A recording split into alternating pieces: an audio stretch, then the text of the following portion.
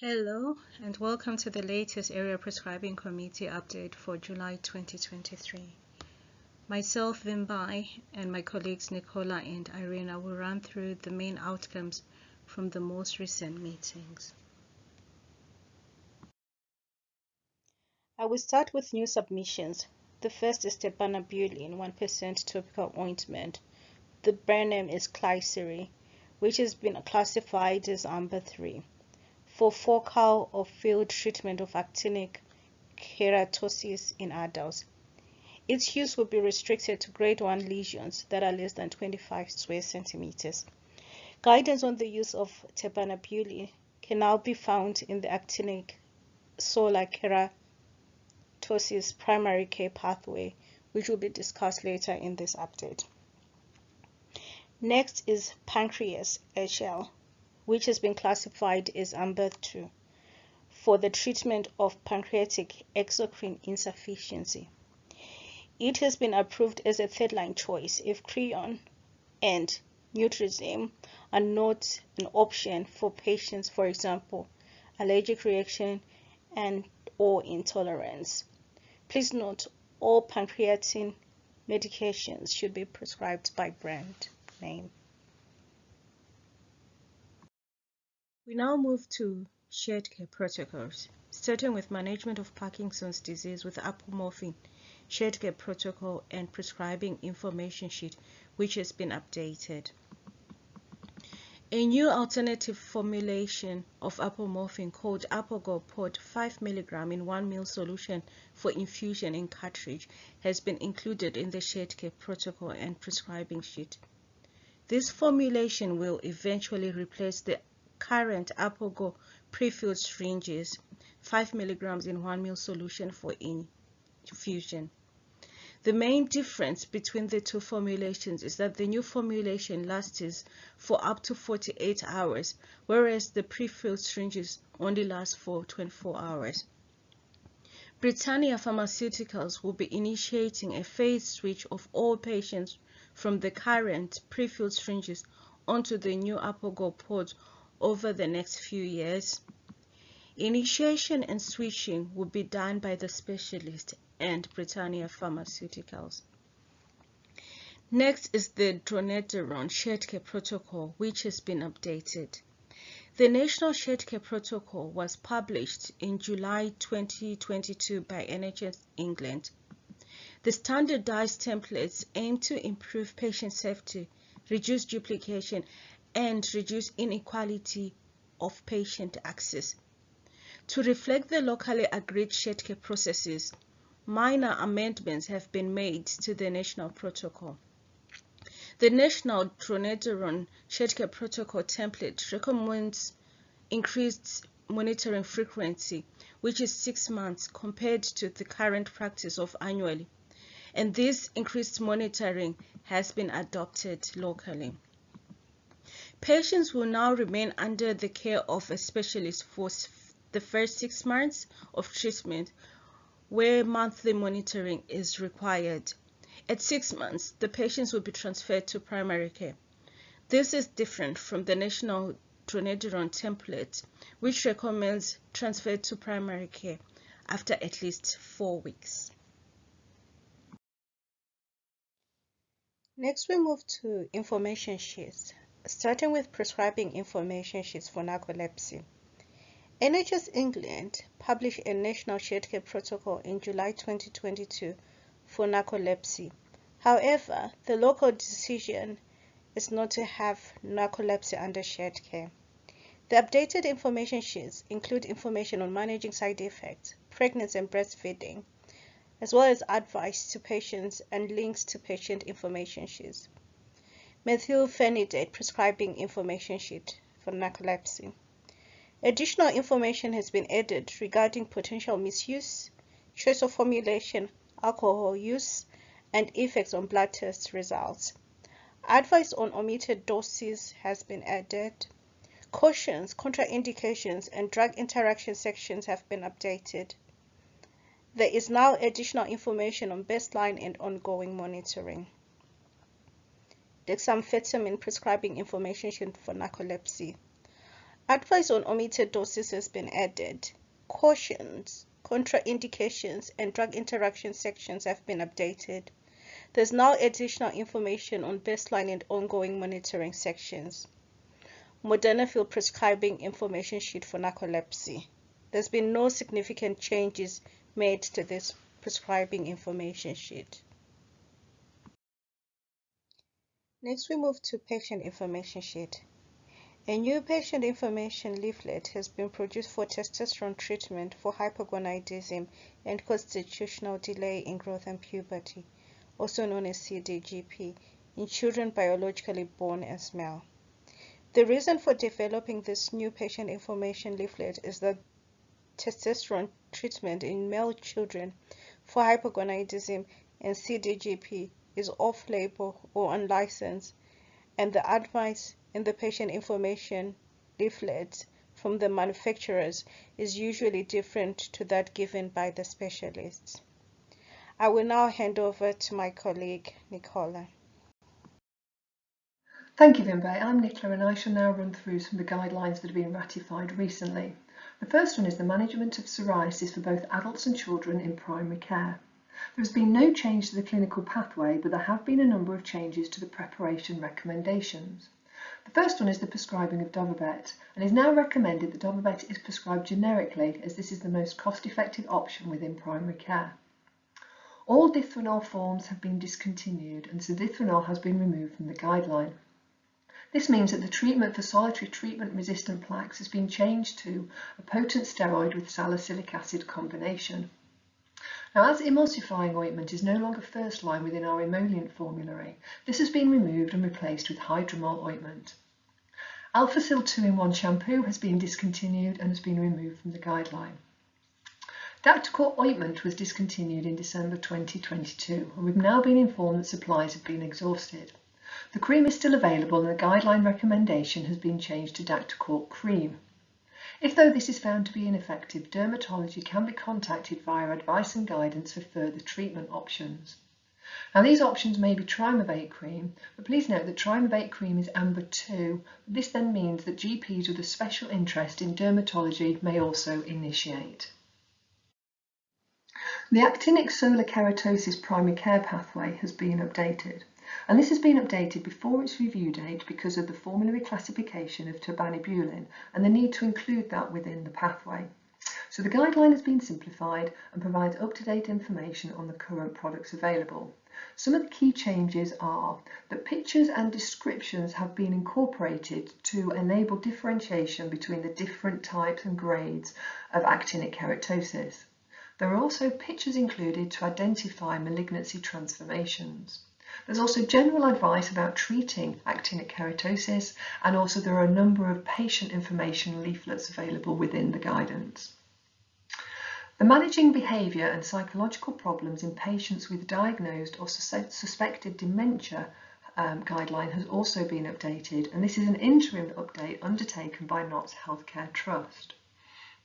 An assessment tool has been developed to help guide the prescribing, assessment and monitoring of antipsychotics in patients with dementia. So specialists will complete this form as part of the care plan if they are prescribing an antipsychotic for a patient, and they will send a copy of this to the GP.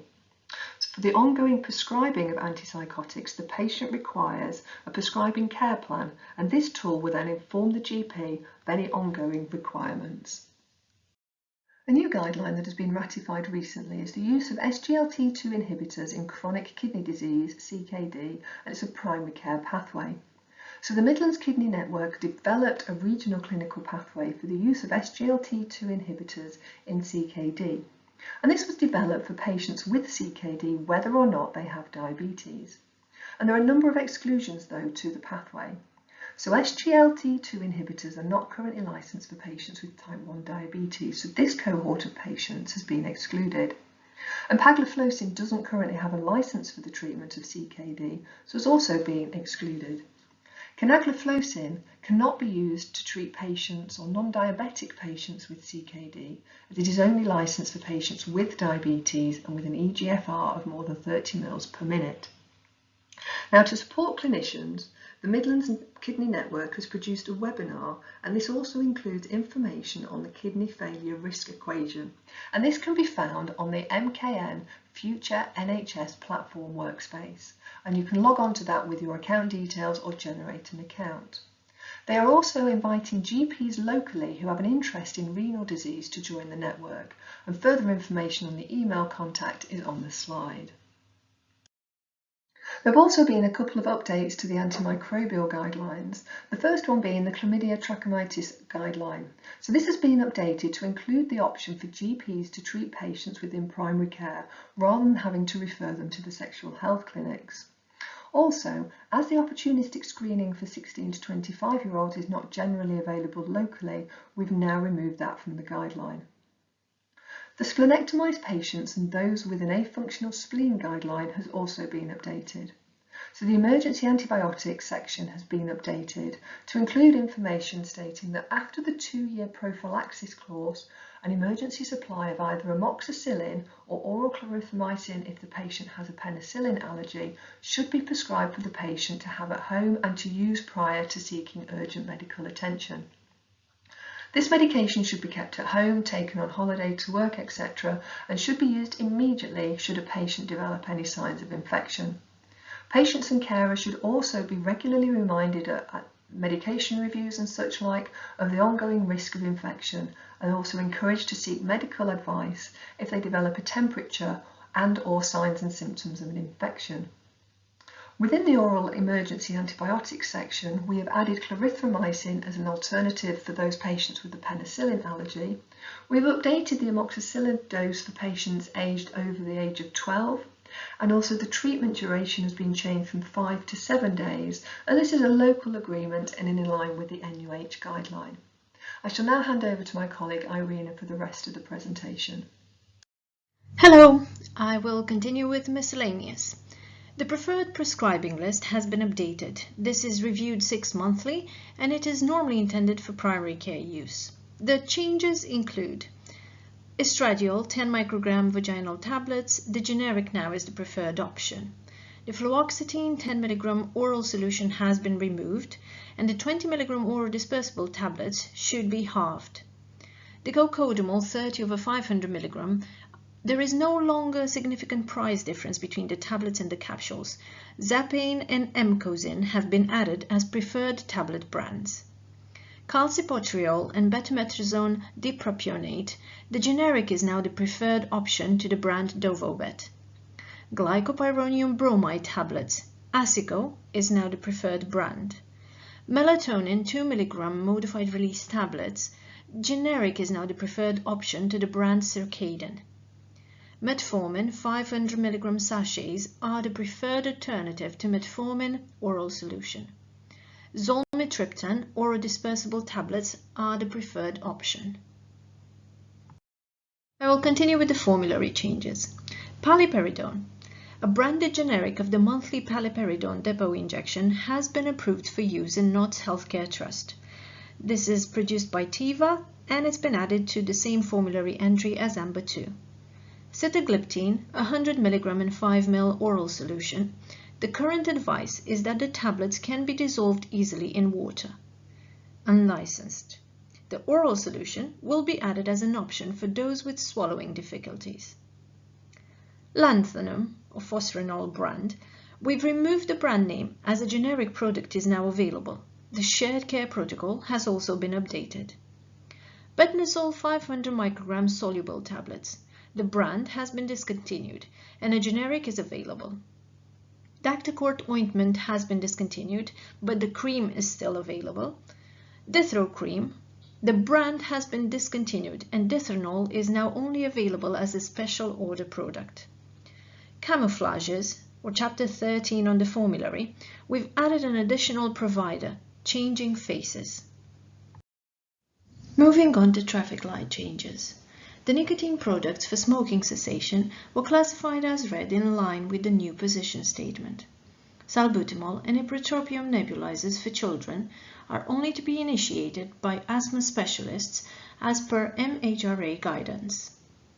The Prontoderm foam, only to be used on the advice from Community Infection Protection and Control Team for MRSA skin decolonization if there are reasons why octenison body wash cannot be used. The foam does not need to be washed off and is cheaper than the octenison mids. Lurasidone, a better tolerated second-generation antipsychotic with the same monitoring requirements as other second-generation antipsychotics. The classification was changed from red to amber 2. The Relvar Ellipta dry powder inhaler 1A4/22 strengths was added to the formulary for use in asthma. Budesonide Easyhaler, the 200 and the 400 microgram strengths were also added for the use in asthma. Acetylcysteine, the 600 mg effervescent tablets, now a first-line mucolytic alongside carbocysteine. Capsules still remain non-formulary. Soprobec pressurized meter-dose inhalers was already on the formulary as an option if Clenil is unavailable. Soprobec is now the most cost-effective choice and the first-line beclomethasone pressurized meter-dose inhaler. Clenil and Beclo remain as supply alternatives. Saliva Orthana refill was considered not cost-effective due to the short expiry date after opening, so it was classified as grey. The same happened to Emerade 150 micrograms autoinjector, but because it was discontinued. Carrying on with horizon scanning, the following medicines were classified as grey with no formal assessment. Amylef or Riluzole orodispersible film. The tablets are already listed on the formulary with the number 1 classification, with a share care protocol and an information sheet. The tablets can be dispersed in water and the suspension is classified as grey. Veset modified release tablets, a combination of tamsulosin and solifenacin, an identical product named Vesomni, was reviewed and rejected in 2014 as not thought to offer significant benefits for the health community. Roclanda, or a combination of letanoprost and netasurdyl eye drops, was also added with a grey classification. The same as with fludrocortisone acetate oral solution. No traffic light classification was given to Bidecfo inhaler, a combination of beclomethasone and formoterol, but the product name was added as a keyword to the formulary. This item will be added to the action log and we will assess it once a price becomes available. Carrying on with the Area Prescribing Committee work plan, going to the next guideline meeting in September are the osteoporosis guidelines. This is an update. The review of the anticoagulants in AF guidance, the testosterone information sheet, the ONS in adults and the vaginal candidiasis, and also a couple of share care protocols, so the ADHD in children and young people, the azathioprine for IBD in young people, and the rheumatology share care protocol. And don't forget, if you need more information, all the guidelines and information sheets and share care protocols are on the APC website. The joint formulary also has useful links and information. Our bulletins, our meeting minutes are also updated there, and generally feel free to get in touch with us if you have any questions at all. One more thing, we are migrating our website onto a new platform, so please bear with us in the next couple of weeks, and if you do notice any broken links or anything missing or not adding up, please get in touch. Thank you very much.